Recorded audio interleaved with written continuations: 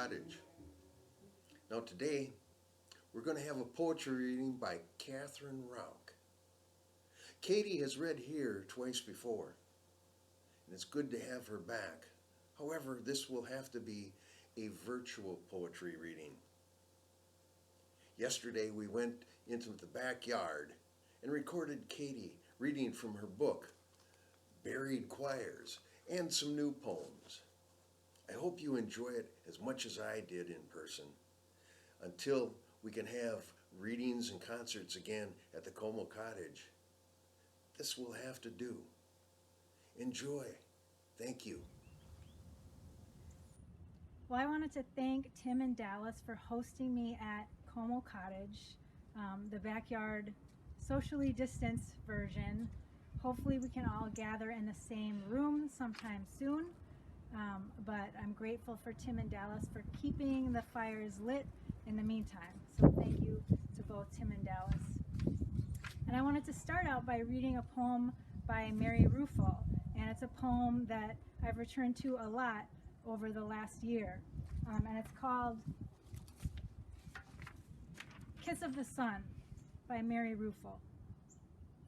If, as they say, poetry is a sign of something between people, then let this be prearranged now, between us, while we are still peoples, that at the end of time, which is also the end of poetry, and wheat and evil and insects and love, when the entire human race gathers in the flesh, reconstituted down to the infant's tiniest fold and littlest nail, I will be standing at the edge of that fathomless crowd with an orange for you, reconstituted down to its innermost seed, protected by white thread. In case you are thirsty, which does not at this time seem like such a wild guess, and though there will be no poetry between us then, at the end of time, the geese all gone with the sea, I hope you will take it, and remember on earth, I did not know how to touch it, it was all so raw. And if by chance there is no edge to the crowd or anything else, so that I am of it, I will take the orange and toss it as high as I can. And so during the last year in this pandemic, I've often felt very lonely and or terrified, which maybe you have too. But I believe Mary Ruffo when she says that there will be someone to hand me an orange or offer me beauty. And I believe that I can touch or be touched across space or time by art. So thank you to anyone across space or time who is listening to these poems today.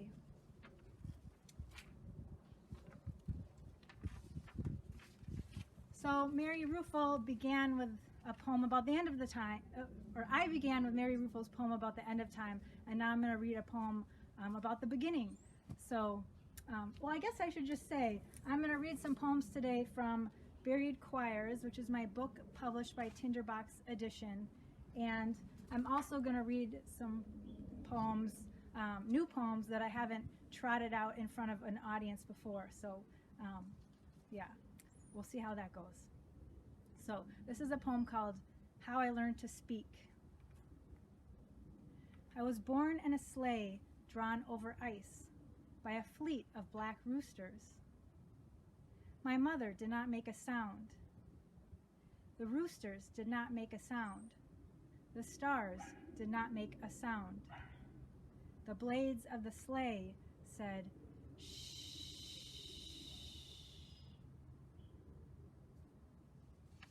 And this is a poem about how we build things like poems, also build things like bodies. I've had a couple of friends pass away from cancer in the last few years, and it's also a poem about building countries or history. So this is called Master Plan. Write one good line, then write another good line to stack beneath it, is how my teacher told me it's best to build a poem. Well, fuck you. I don't care if you have cancer. That's the most ridiculous advice I ever heard and even copied down in my journal. Like it could ever be so easy to come to terms with the end of a line. My son, wanting to get back on the train to ride with all the other men, he doesn't know are homeless and have nowhere else to be, while he scored a ticket to Underwater World at the Mall of America with his grandma. What I want to know is how do they make the glass so thick it can keep the sharks from pouring into Chipotle in the event of a catastrophic storm? Which, if you think about it, isn't so unlikely in this district of cinder blocks on top of prairie on top of bones.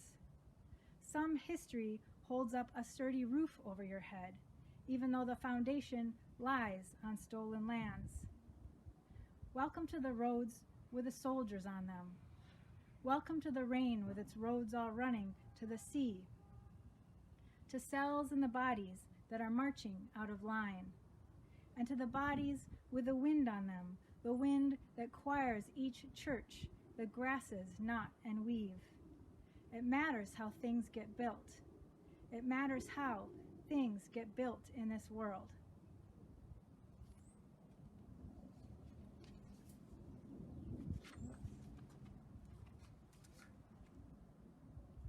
Sorry, the wind wanted to change the order of the reading, so we're starting again. This next poem is called A Poem in the Shape of a Window or a Brick. And it kind of looks, you surely can't see, but it's a prose poem in the shape of a window or a brick. As a child, I heard the world end when my neighbors smashed glass bottles in the alley, which happened often.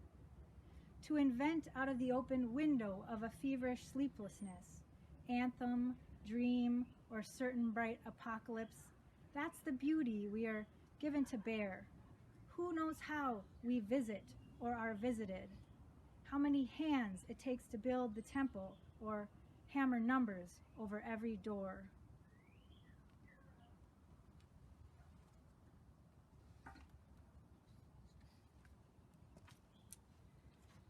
So this next poem is a duplex, and that's a form invented by the poet Jericho Brown.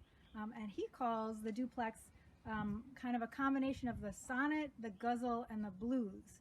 And in his book, Tradition, The Tradition, he has a lot of duplexes. So if you're curious, I encourage you to check them out. He's kind of a master builder of the duplex.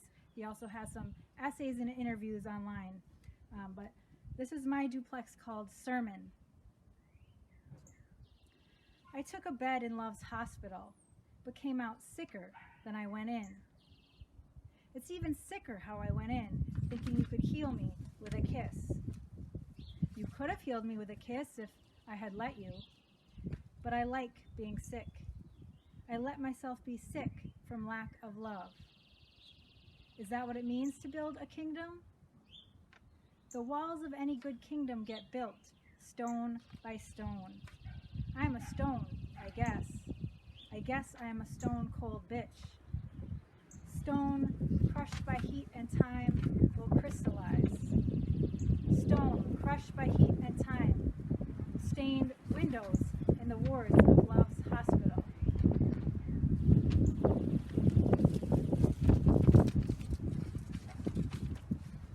All right.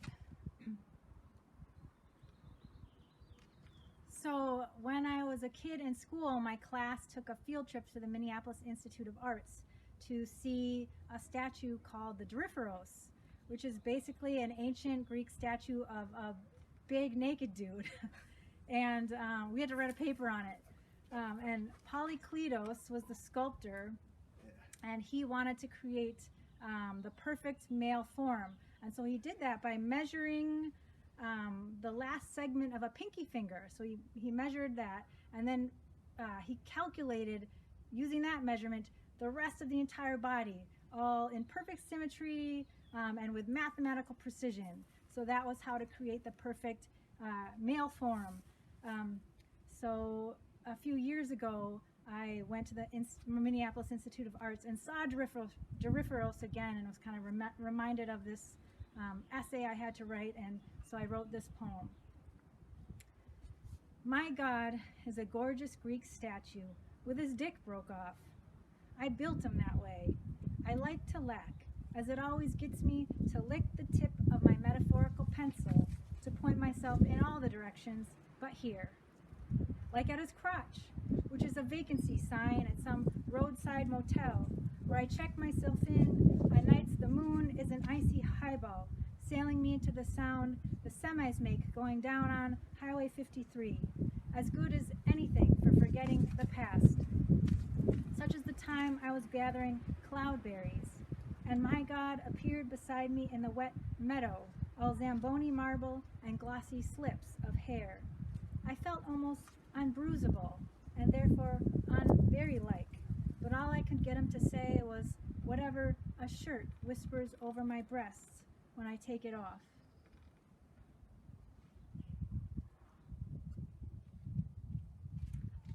So here's another poem about, I guess, the beloved, you could say, whatever that is.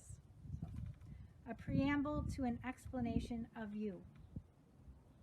It was like I worked in a popsicle factory, but had never tasted the color red.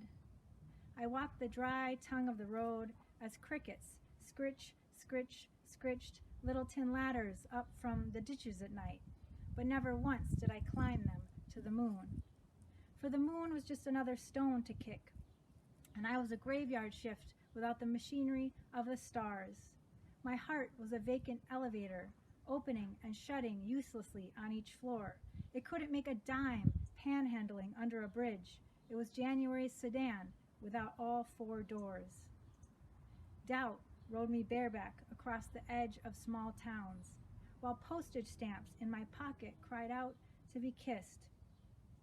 The conveyor belts of the ocean never carried me away. I never swam through clouds of krill. I did not buy clementines just to see that fine mist spray when I broke open their skins, did not have it coat my fingers and palms as if I had crawled many miles through dust fine as powdered sugar on my hands and knees. I wasn't dust. I wasn't the scent of dust kicked up by horses' hooves. I wasn't the voice of dust held in the Sahara's mouth. I wasn't even the caress of dust as it lingered over footprints you might have once made.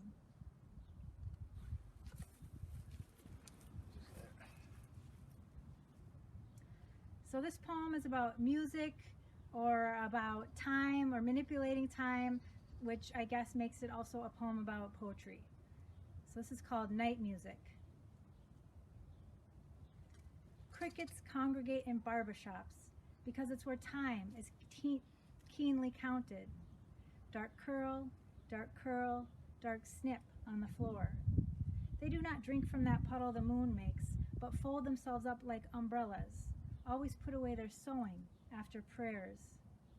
But every evening the little girl who burns cinnamon sticks in the doorway will sing, "Bless this city of bells and bridges, bless the 27 bones in the hand," while she sweeps the sidewalk, sweeps under all the chairs. Listen, music is segmentable. A chorus, a season, an insect, not like the soundless rivers of your hair.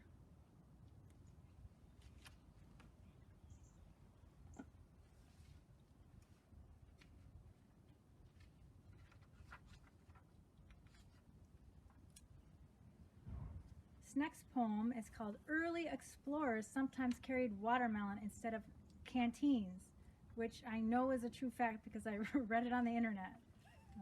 So, early explorers sometimes carried watermelons instead of canteens. Ever cut open a watermelon and smell the way wind is coming towards you across a lake, even though you're just standing alone in winter's kitchen? The happy heart is a problem, wrote Jack in a private letter to me I found on page 87 of a book in the library. There are jolts and miracles on every shelf, in every aisle, of every orchard, under every sky, like the stars, which are much too beautiful to believe. They will hurt you almost as much as your life, the way you keep wanting to take all the wrong size things and make them fit this world. Dear Jack, have you ever hidden a watermelon under your shirt? Ever had faith in something that sounds hollow when ripe?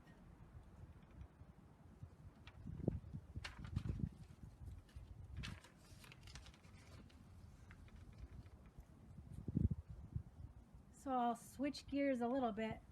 This is called Another Letter to My Dead Friend.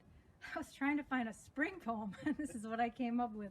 But I guess it's a spring poem, like the kind of spring we have in Minnesota where it's going to snow in April.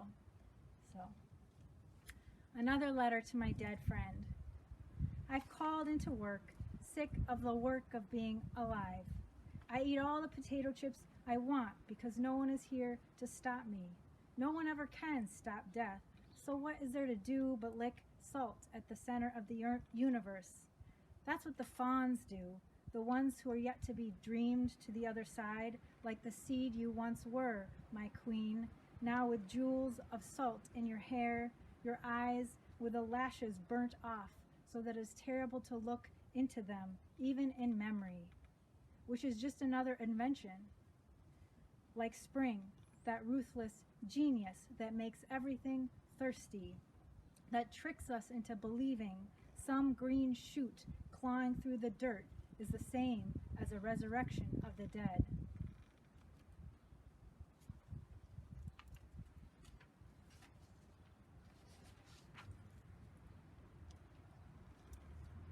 Close your eyes.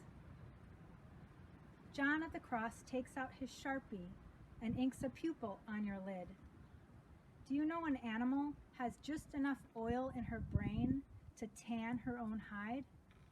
This process is called poetry. Count the flames hovering at the edge of the horizon. Are those planets? Are they skies? John at the cross is touching your temples. Now he is draping about your shoulders a most magnificent coat.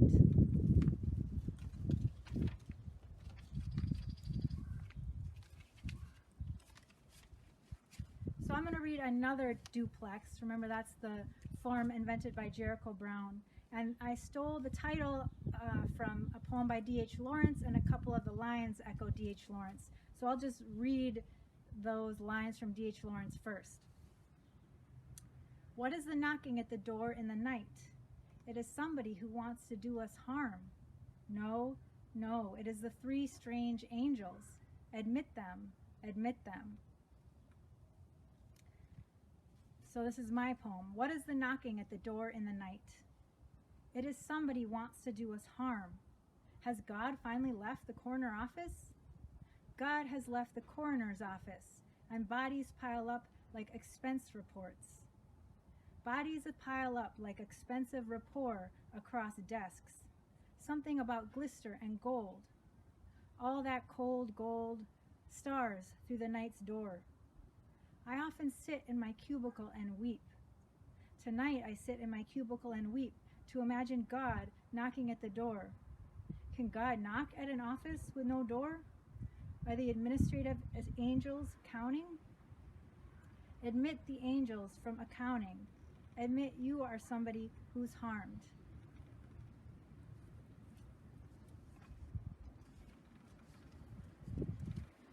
So the Slovenian poet Tomas Solomon wrote a poem called I Have a Horse.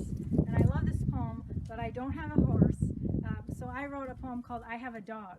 So this is after his Tomas Solomon's poem, I Have a Horse. I have a dog. My dog has 2 ears. I have a piano. On my piano I play badly. I have a daughter. She likes me to sing her to sleep. I have 39 years. I am not more courageous than most. I have insurance. I have it because I have a husband with a real job. Aren't I lucky? I have luck. With luck, I will keep my husband. I have a body. With it, I do the most devastating things that I do. I have poetry. I fear poetry is only a hobby, but it keeps me from watching too much reality TV. I have Lauren from The Bachelor. When Lauren has too much tequila, she says exactly what she thinks. Lauren has some thoughts she should not have. She has a complicated history. For example, she was born in a country built on plunder and rape. I have a mother and father that love me. They love me even though they have divorced. I have rain. I like to watch it lick the bones of spring. I have an iPhone. In the evenings when I'm in bed, I read the news and close my eyes.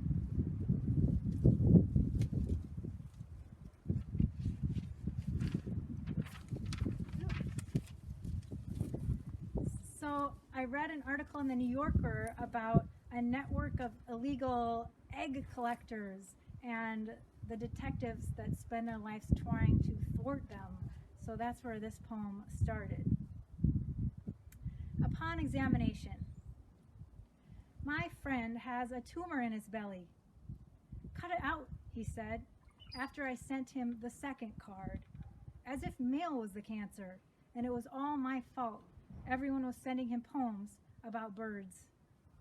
There once was a man who visited the Natural History Museum regularly over a 3-year period, posing as a wheelchair-bound invalid to smuggle out 10,000 rare eggs. Such desire for beauty is a sickness. Would I be willing to hollow out a secret compartment in my bed frame to stash eggs I'd stolen from the nest of a red-backed shrike? To hold one in my hands, all its gold-spackled fragility born of emptiness, is to know I'd do goddamn anything to keep my beautiful counterfeit life.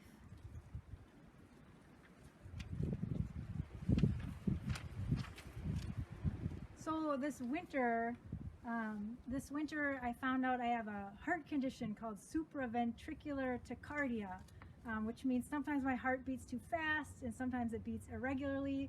And I had to wear a heart rate monitor for 14 days, and every heartbeat was recorded and then sent to Illinois, where it was analyzed in a lab.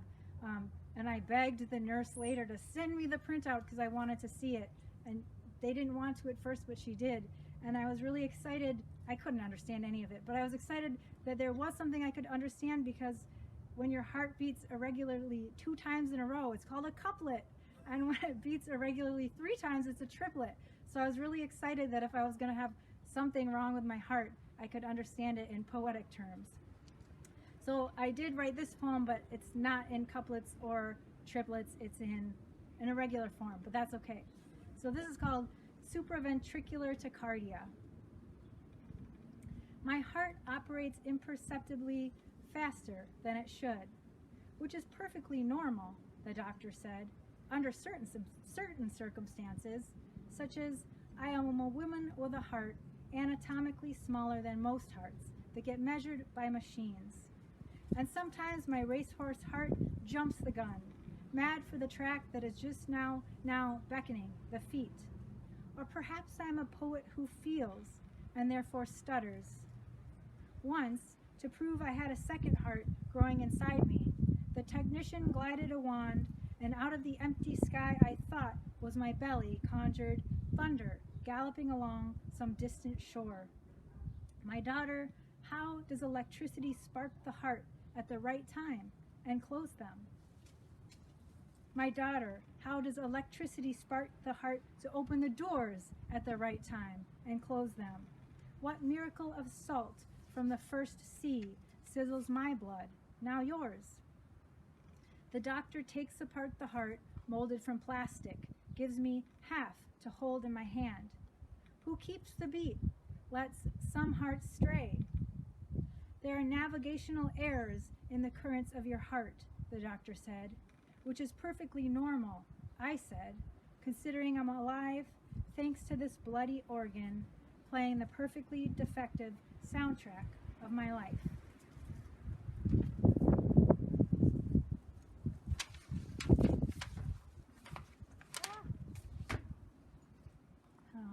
So I wrote a poem for a friend when she was dying, and I mailed it to her, and then after she passed away I realized the ending was all wrong. So I rewrote the ending, and I still read the poem out loud just so she can hear it.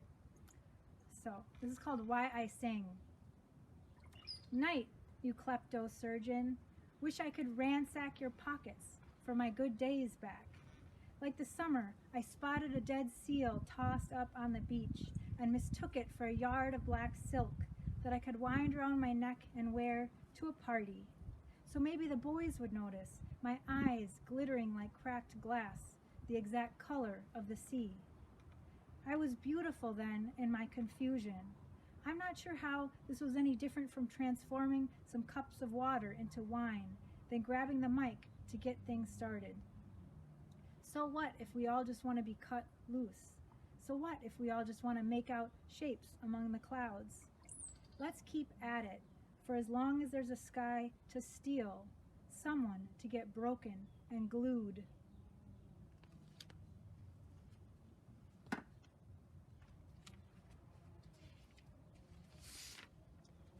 And I'll just read one more poem. This is called Song. Physical beauty is unearned power, my dad said to make me feel better.